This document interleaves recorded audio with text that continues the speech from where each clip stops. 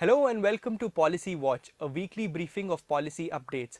I am Kamal Madishetty from Vision India Foundation, and starting this week, we will bring to you the top policy decisions of the government as well as international developments that have an impact on India.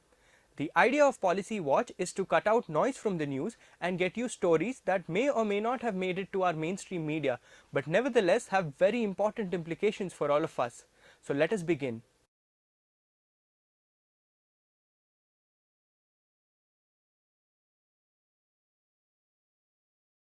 The holy city of Amritsar is all set to host the 6th Heart of Asia Ministerial Conference over this weekend, where representatives of over 40 countries are congregating to discuss peace and prosperity of Afghanistan. Launched in 2011, the Heart of Asia Istanbul process is a platform that was established to encourage security, political and economic cooperation of Afghanistan with its neighbours. Countries in the grouping include India, Russia, China, Pakistan, Iran, Saudi Arabia, Turkey, the UAE and the Central Asian neighbours of Afghanistan. Those playing a supporting role in the initiative include the US, Britain and France among others.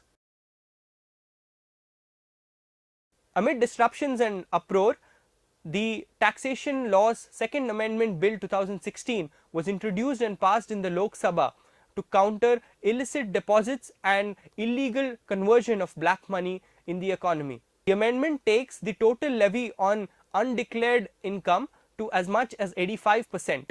In case of declared income, the amendment states that 25% of the declared income is to be deposited in an interest-free deposit scheme with a lock-in period of 4 years.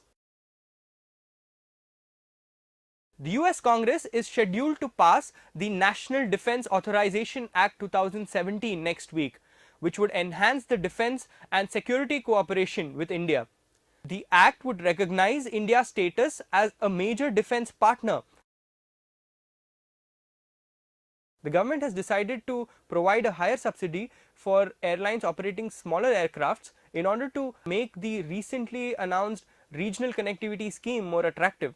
The Minister of State for Civil Aviation, Jayant Sinha, has said that the National Aviation Policy, along with the regional connectivity scheme, is expected to increase the number of functional airports in the country to 150 to 200 in the next few years. At present, there are 69 airports across the country which receive commercial flights.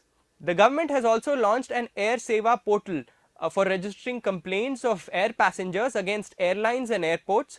Passengers will be able to check their flight status and register all kinds of complaints on the Air Seva website and mobile app.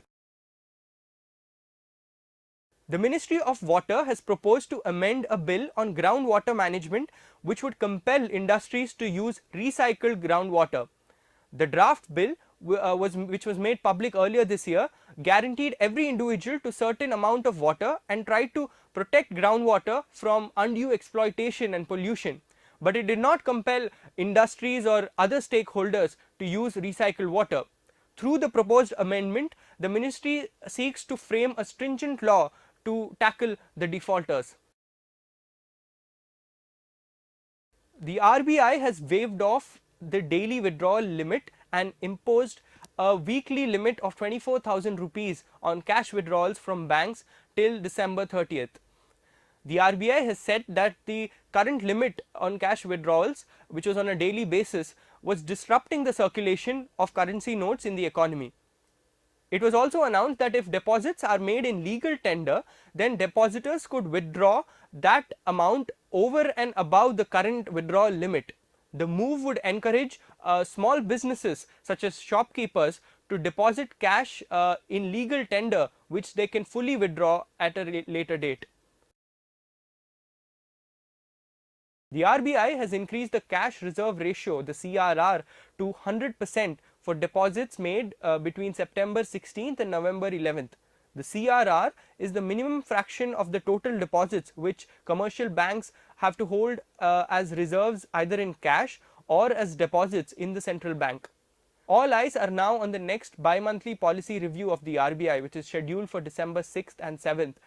And there is a huge expectation that there would be a rate cut, given that the demonetization drive has caused a slowdown in the economy. That's it for this week. Thanks for watching. See you next time.